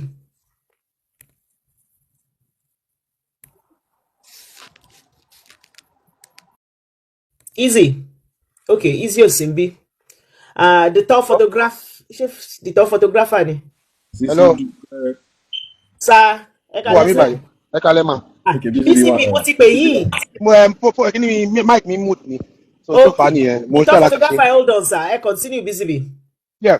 ṣe rí ọ̀rọ̀ yẹn mi ò ń ṣọmọ Ìjẹ̀bú bẹ̀tẹ̀ mi ò ń ṣọmọ Ìjẹ̀bú bẹ̀tẹ̀ Ìjẹ̀bú náà bí mi sí Ìgbò ni mí mo gbé Ìjẹ̀bú ni bàbá mi bí mi sí bẹ́ẹ̀ ni wọ́n bí gbogbo wa sí so mo mọ sórí Ìjẹ̀bú mọ́ Ìjẹ̀bú òde díẹ̀ ṣe rí Wasiu allegedly wọ́n ní pé Awujale bàbá Síkírù Adétọ̀nà tó lọ family Wasiu ni so family wọn ló ṣe kúrò ńbẹ̀ ìyẹn bàbá Awujale bàbá Síkírù family Wasiu ni tẹ́nà ṣe fi jẹ olórí ọmọọba níjẹ̀bú nígbà tí bàbá wa Ṣìbòmí kú ìgbà yẹn ni Wasiu lọ́bì lọ́dọ̀ bàbá wọ́n fi jẹ oyè olórí ọmọọba. Drop him. What he's saying is not match what we are talking about here. Mr. Lawrence, if you let me learn, how will I drop him? Do I know what he's talking about? Let him speak now. It's not correct. This is wrong. This is wrong information here. This is wrong It's not information correct here. what he's We are not talking about that. We are talking about what is happening now in Ijebu. How a musician will become a king and all this background, all this checking up and everything. We are not talking about No. We are not talking about that. A lot of people comment section. So right.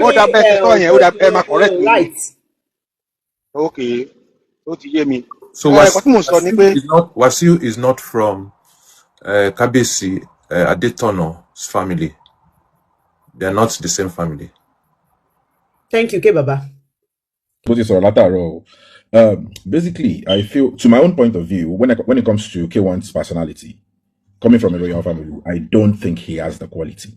Now, I am not a judge of character, but from what I have seen, I've seen him play. He's played in My Dad's Property with vandalization and everything, something like that. But I'm saying with his personality, Emi will believe we only the required quality, tier classes, and what Bayeti possess when we look at them from inception. Now, that is on the side. The second side is the fact that can government forcefully install him? The truth to the answer is yes. Or not okay, we are saying can government do this, can government even the sitting king Ibawagon, governor only decided to frustrate any from time immemorial, Atiria and KBS don't force on exile.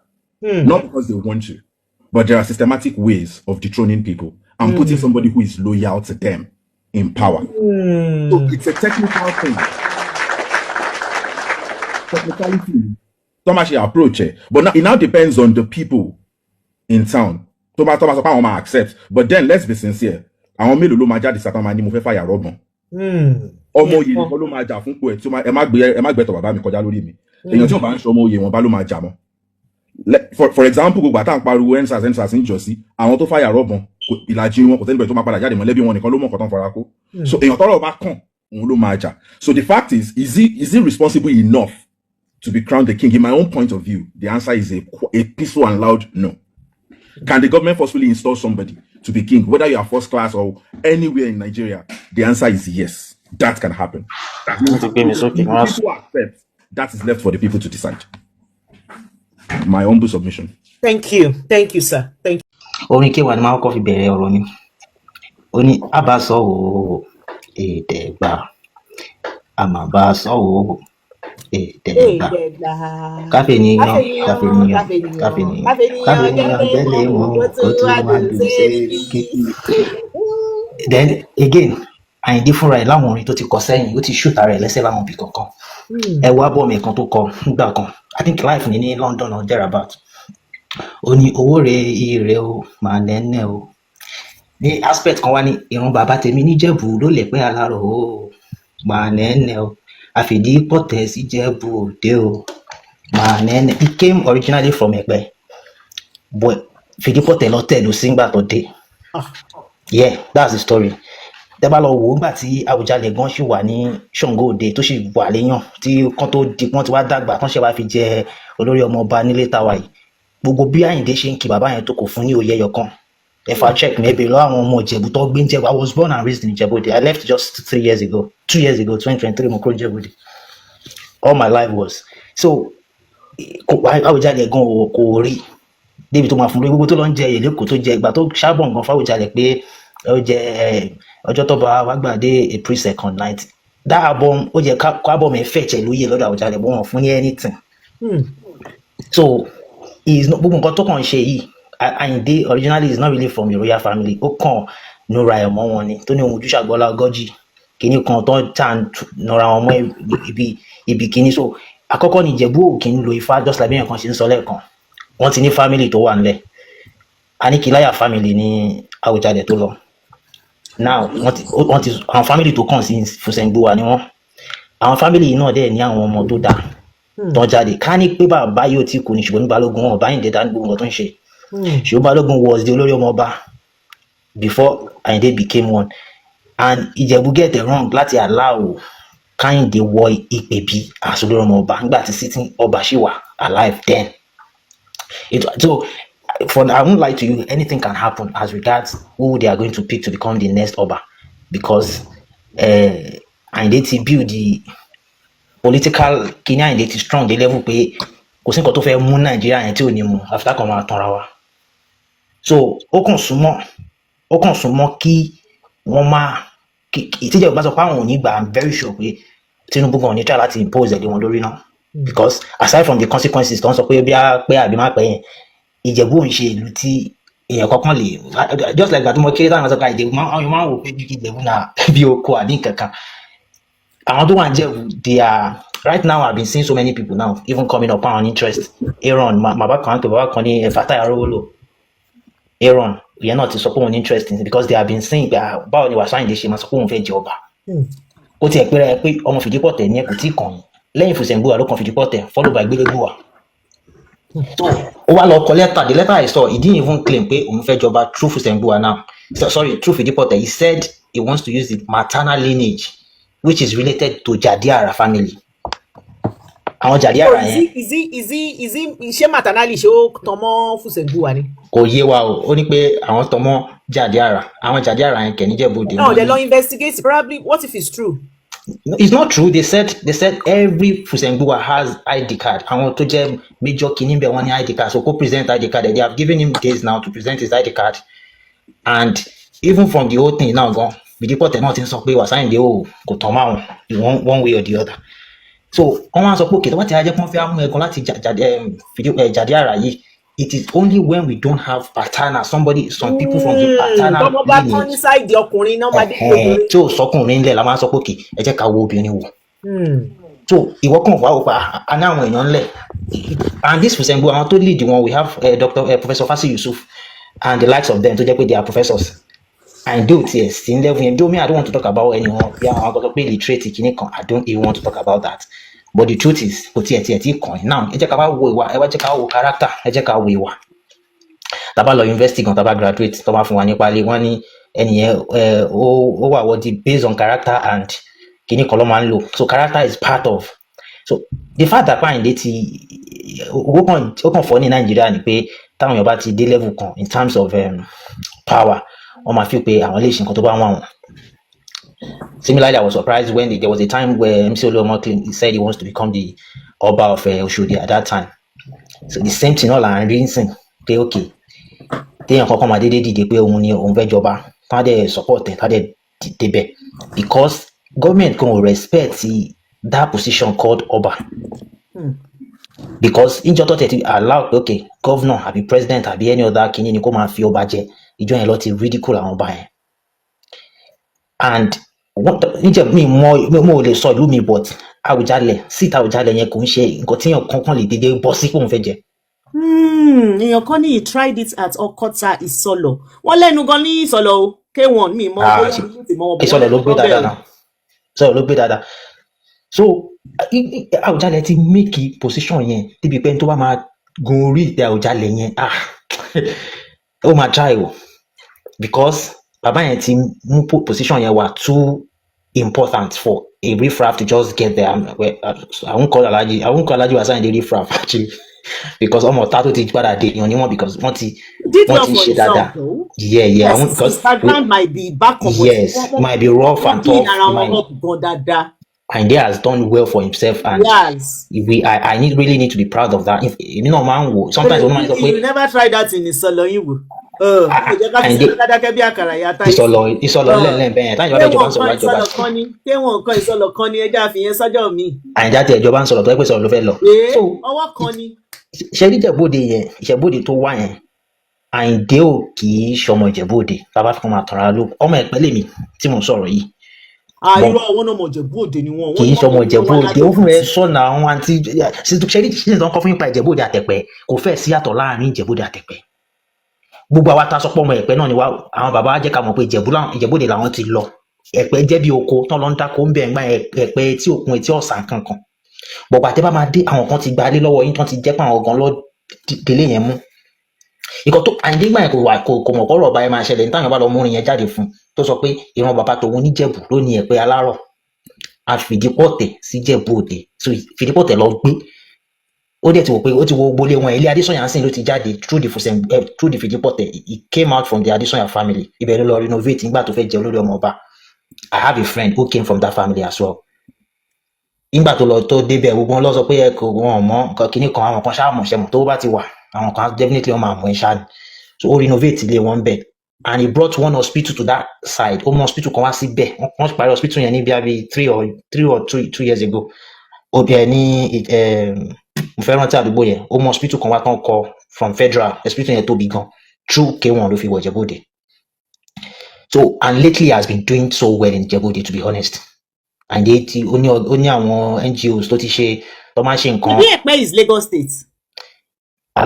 Sis Dúpẹ́ Ẹ̀pẹ́ ṣẹ̀ṣẹ̀ di Èkó létà ni o Ìjẹ̀bú lẹ̀pẹ́ from time láti ilẹ̀ gbogbo àwọn Ẹ̀pẹ́ yẹn Ìjẹ̀bú ni wọ́n even Ìkòròdú gan Èkó kan mú gbogbo wọn mọ́ra ni so táwa bá fẹ́ sọ pé àná mi Èkó ni wá but Ẹ̀pẹ́ is like Ìjẹ̀bú in fact Ìjẹ̀bú ló ń sọ all my gbogbo grandpa mi grandma mi Ìjẹ̀bú ló ń sọ grandma pop so Àyìndé kan ṣàkàn wá bí tán fẹ́ retire sí bàbá fẹ́ retire to be honest so he's now looking for a post where everyone máa wádìí fóun kò kàn fẹ́ jẹ́ ordinary person mọ́ bí tó ń bá lọ nìyẹn and opportunity yẹn tó máa ti miss opportunity yẹn nísìn kò lè kàn mọ́ ná kọ̀sá àpé ìkẹ́ tó máa jẹ ọba ń sìn kó tètè kúrò ìlú. Ó kàn jẹ́ pé nǹkan òun tó ní nǹkan ni Wasiu òkèrè inú ayé náà. But nǹkan tó nǹkan náà bẹ́ẹ̀ ṣẹ̀rá Àyìndé ẹ lọ wo most of àwọn tó serve Tinubu cover opportunity ọba ẹ wo Démọ́lá Ẹlẹ́gùṣì single-handedly ni Tinubu install as ọba wọn tí bàbá àti bàbá ẹ kú ẹ lọ gbogbo àwọn tó wà lọ́bẹ̀ Èkó ta ló install wọn Tinubu ni so he is expecting the same thing from Aṣíwájú now that okay at least òun ti show ara òun pé òun wá láti kí ló ti ń pè ilé ọba and the position is now vacant. Then Baba will be glad if I can become the next Oba of Ijebu land.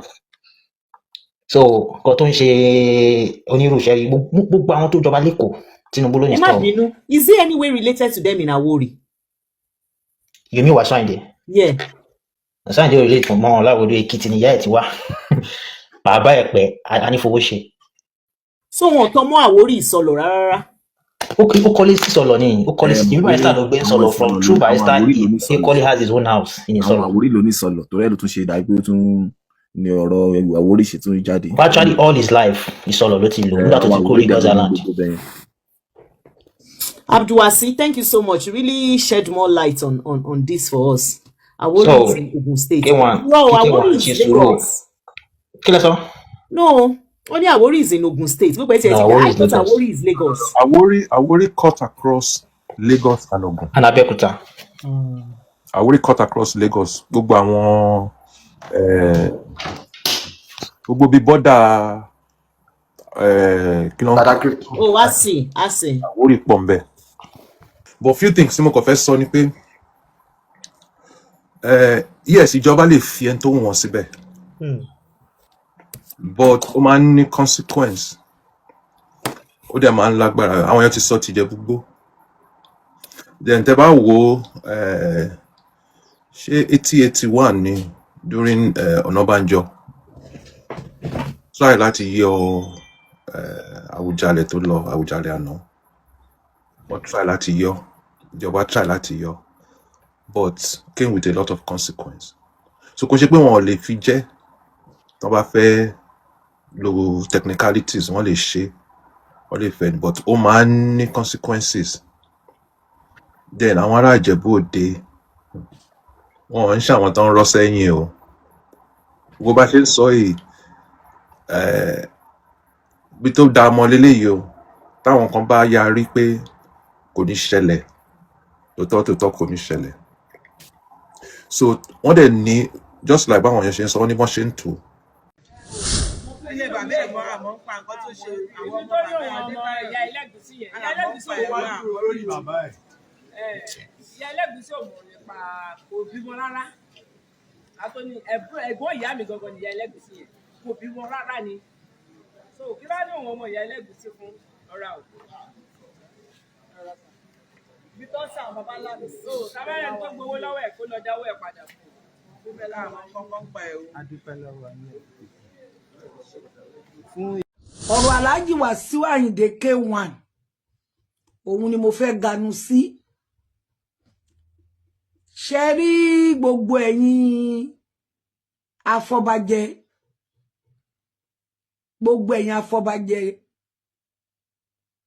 ẹ bẹ̀rù Ọlọ́run, gbogbo ẹ̀yin ọ̀dọ́ ìlú ẹ bẹ̀rù Ọlọ́run, gbogbo ẹ̀yin Ìjẹ̀bú ẹ ní bẹ̀rù Ọlọ́run, ẹ bẹ̀rù Ọlọ́run náà. Ó yà mí lẹ́nu jù pé at the end of the day ẹ̀yin Ìjẹ̀bú ẹ wá sọ pé Wasiu kì í ṣọmọ Ìjẹ̀bú mọ́. Wasiu ti wá dọmọ Pétú Ìjẹ̀ṣà, ó ti dọmọ Àyíṣẹ́gbà Èkìtì, ó ti dọmọ Àyíṣẹ́gbà Èkìtì, àbọ́gọ̀tú Èkìtì tún ni. Ẹ ní bẹ̀rù Ọlọ́run, ìbẹ̀rù Ọlọ́run ló dẹ̀ ṣe kókó. Ṣé bẹ́ẹ̀ mi àti àjọlajú lè báyìí nígbà tí Síkírù ọba Awujale tó mọ̀ kò yín sí dáadáa kò yín sí yọ́yọ́ o, ṣé yóò mọ̀ pọ́ba ló máa ń lọ pèbí ni? Mọye ọjọ́ tí Wasiu Ayinde ṣe ní pèbí tí gbogbo yín lọ kí sínú yín dùn, tó ń pẹ̀ràn tẹ́ ń jẹ, tó ń há tútù, tó ń há gbígbẹ, tẹ́lẹ̀ fi ṣo lórí ọmọ ọba Ìjẹ̀bú. Olórí ọmọ ọba wá lóun fẹ́ jọba nígbà tó ọba Síkírù Adétọ̀nà Àwùjalẹ̀ wọlé. Ẹ wá ìgbà ilé wá ṣẹ̀wá mọ̀ pọ̀ máa Ìṣẹ̀gbà Èkìtì ni, ọmọ Ọ̀gọ̀tú Èkìtì ni, kì í ṣọmọ Ìjẹ̀bú. Ẹgbẹ́ ṣé téèyàn ò bá báyàn tán máa lọ sílé ẹni yẹn sọ pé òun fẹ́ joyè ń bẹ̀. Jẹ́ kí gbogbo wa jọ sọpọlọ wa kalẹ̀. Ẹ má fọ̀tẹ̀ sí o. Tẹ́ ẹ bá ní ẹ fẹ́ kó jẹ́ mo gbà yẹn. Bọ̀dá mi Wasiu, Ọmọgbọ́láwọn Ayinde, olórí ọmọ ọba Ìjẹ̀bú, ẹ wẹ̀sù ẹ o. Wọ́n ò fẹ́ kẹ́ jẹ́ ni nìtọ̀kítọ̀ ṣe ń wáyé. Ṣé tẹ́yìn náà bá jọba, ta lẹ fẹ́ káwọn tẹ́ ń kọrin fún pèléléré? First class ọba èlò náà ń fún. Owó tẹ́ ń ṣáàjì, ó yá, ó fèèyàn mímọ̀ sọ̀rọ̀ ẹ̀ ń gba 15 million, 10 million, 20 million. Kẹ́ tó lọ kọrin fún yàn tẹ́ tún máa mú déètì fún. Ṣé máa gbórí adé lọ kọrin ni? Bọ̀dá mi Wasiu Ayinde K1, aṣáájú ọmọ ọba Ìjẹ̀bú, ṣé ẹ máa gbórí adé lọ kọrin ni? Tó ráàrin yẹn ò yé èmi o. Gbogbo tọkítọ̀ tó ń pa yẹn kò kan àwa o. Ọba àlọ́mọ Ọ̀gọ̀tú Èkìtì ni yín, ọba àlọ́mọ Àyíṣẹ́gbà Èkìtì ni yín, kò kan àwa. Tẹ́ ẹ̀ bá kí ń ṣọmọ ìlú yẹn, tẹ́ ẹ̀ kí ń ṣọmọ Ìjẹ̀bú, tẹ́ ẹ̀ kí ń ṣọmọ ilé yẹn, wọn ò ní fi yín ṣaṣíwájú ọmọ ọba gbogbo Ìjẹ̀bú o. Ṣùgbọ́n tẹ́mi ń béèrè lọ́wọ́ yín bọ̀dá mi Wasiu, níbo lẹ máa gbégbá orin sí? Ṣé kábíyèsí fẹ́ lọ kọrin ni? Bísóyè, ọ̀rọ̀ tó ń sọ kò kàn ẹ́ lọ́wọ́ kò kàn ẹ́ lẹ́sẹ̀ o. Ọmọ Èkó jọ ní gbogbo wa o. Ìtàn tó mọ̀ ló ń sọ, ọmọ ọdún mélòó ni ẹ́? ó dẹ̀ jẹ́ kó bọ́ta kó wá sọ̀tọ̀ wọn fúnra ra wọn. ẹ̀ ń ṣeré ẹ̀ dé play. èmi ò ní sọ̀rọ̀ jù bẹ́ẹ̀ yẹn lọ o. K1 ṣé tẹ bá jọba yẹn tẹ gba dé ṣe tún fẹ́ máa lọ kọrin ni. ṣé ti mọ̀ pé wọn ò fẹ́ yín ńgbà tó ti kọ lẹ́tà lọ́ ti bẹ̀rẹ̀ wọ̀nranwọ̀nran. ọlọ́run á bá mi ṣàánú yín o ọlọ́run á wà pẹ̀lú yín o èmi ò ní sọ jù bẹ́ẹ̀ lọ o Àyìnkẹ́ ò lọ́rọ̀ púpọ̀ tó fẹ́ sọ o. àwọn nǹkan táwọn èèyàn sọ ni pé wọ́n ní ìyà ló dé lórí ìdòwe o wọ́n ní nǹkan tó fi lè mú gbogbo Ìjẹ̀bú àbí ọba Síkírù Adétọ́lá tó gbéṣẹ̀ tó fi Wasiu Ayinde jẹ olórí ọlọ́mọ ọba princess.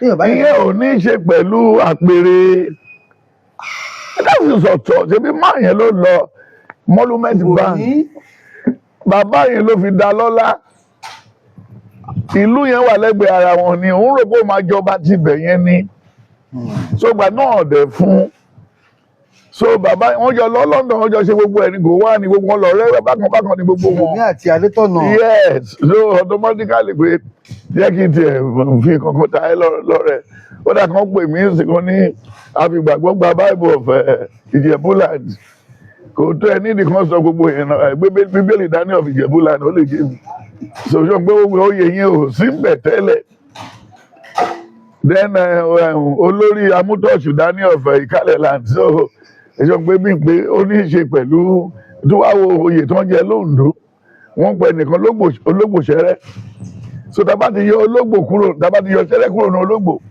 gbogbo ẹ ti di nǹkan tó ń jí nǹkan lórí tébù náà so automatically gbogbo eléyìí tó ń sọ yẹn kò ní í ṣe pẹ̀lú ọ̀rọ̀ ọlọ́badé mo ti sọ fún yín tẹ́lẹ̀ náà má máa tẹ́mi bá ti sọ̀rọ̀ kan kò ní ìdí ká tún máa ṣe wòlíì Nàìjíríà ìgbà míì tó bá bí máa lọ́lọ́run ti sọ ẹ̀mí mo ti gbélé jáde tẹ́lẹ̀ fi ilẹ̀ ẹ jẹ́ ká tún sọ nǹkan míì tí mo ṣẹ̀ tún rí so automatically ó ti tán bẹ́ẹ̀ yẹn náà kó tí mo tún fẹ́ ṣe èmi dẹ̀ sọ lọ́gàn pé ìbá fara balẹ̀ pé tán bá fẹ́ tán bá ṣe tán wọ́n sì lè pè mí léré adẹ lọ́bẹ̀ alọ́ṣeré adẹ tó kọ adé orí ọ̀kìn adé náà lórí àwọn èèyàn náà ni so that is it ìkọlùkọgba Wasiu lórí àwọn obìnrin ti pọ̀ jù then kò lóòótọ́ pẹ̀lú àwọn tó bá ṣiṣẹ́ gbogbo àwọn tó ti kúrò lọ́dọ̀ inú wọn máa dùn ún sí i pé tó Ọlọ́run lè mú tó bá gbọ́ kú tí ò rẹ́ lẹ́yà yìí kò ní dá bó tó dá bó ṣe rí i plane ìjọ sí bẹ́ẹ̀ ni bó dá bó ṣe rí lẹ́yìn sí gbogbo àwọn fake ọba kan máa múra because kò sí mo tó máa wọ 2030 àwọn fake ọgbù pátápátá láti kó lọ́wọ́ Ọ̀yọ́ lọ́wọ́ Ìbàdàn lọ́wọ́ Gandhi lọ́wọ́ ọjọ́ àdídé Kwara tiwa ẹ sàbí Kwara yìí lóye bọ́n náà ṣe pààyàn kọjá ní Kwara kí ló ṣe Ọlọ́run ìpakúpa náà fi Kwara pèsè wọ́n sáà máa sunkún lórí bíbá ìpè ẹjọ́ ẹ fi wọ́n lẹ̀ sí téèyàn bá ní ìkà tó ń ṣe bíi ti àwọn Wasiu nǹkan kan tó lè ṣe àbòsí ẹ̀ láyé ní òbò kò bóbìnrin sùn with pretext kò mọ̀ pé o máa dànù kò dẹ̀ máa dánù fún ìgbẹ̀yìn ayé àwọn bẹ́ẹ̀ yẹn ò kì í dá orí obìnrin ló ti kàbùtù kótókù yẹ kò bí náà kì í jẹ́ pé bí àyíbá lè jọba náà tẹ́lẹ̀ kò sí ṣe kò is not part of them ó dàbí ẹni tí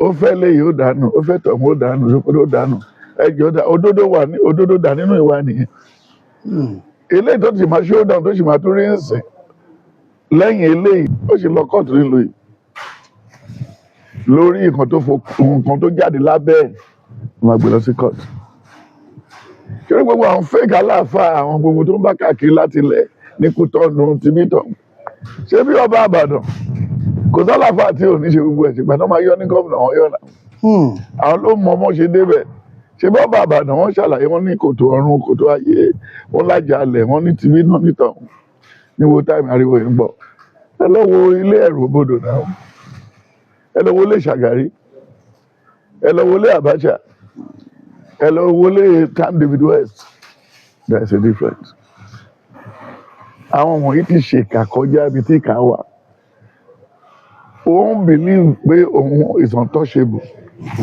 ó dàbí kí n máa bí mo ṣe ń bá ẹ sọ̀rọ̀ yín sì kí n máa sọ pé èmi ló lórí ìwòlíì Nàìjíríà lẹ́kọ̀ọ́ wá gbé dọ̀tí kan tó ń tẹ̀ kẹ̀kẹ̀tẹ̀ kan kọ́ gbé lé mi lórí ẹ ọba àwọn wòlíì ta ló jẹ ẹrú ẹ̀rí ńlẹ̀ wa lẹ́ta ni mo fẹ́ fi jọ nǹkan tó máa ń múyàn ní lárí nìyẹn tó bá ti lè audit ara ẹ who am I then where am I going who is my mate who is my colleague then what will remain if I should leave then what I'm doing will it be beneficial to all concerned that was when we were still a Rotarator and Rotarian then you sit down that's the reason why we gather virtually every Tuesday in Akoka to contribute some money for the less privileged ones. Drainage, school, exercise book, this and that. But come to your question, the man needs to even ask for forgiveness of sin. Ṣé pé ìbá débi tó dé yìí, ìbá ti kú dànù, plane ìbá ti fọ́ orí ẹ̀. Ara àwọn tó lọ sí Àbújá lọ bá Tinubu fún ní táìmù yẹn nìyẹn. Èpè bóyá ọmọ bá òun lo ìfẹ́ tó pa wọ́n gbà tí o gbogbo gọ́ọ̀mùnà gbogbo ọba ta ní àwọn Ọọ̀ni of Ifẹ̀ ọba Ìwó ọba Aláàfin tó jẹ Elégùṣì Onírù àwọn ọba Tinubu nìwọ̀n yẹn Tinubu ló fa àwọn wọ̀nyẹn jẹ.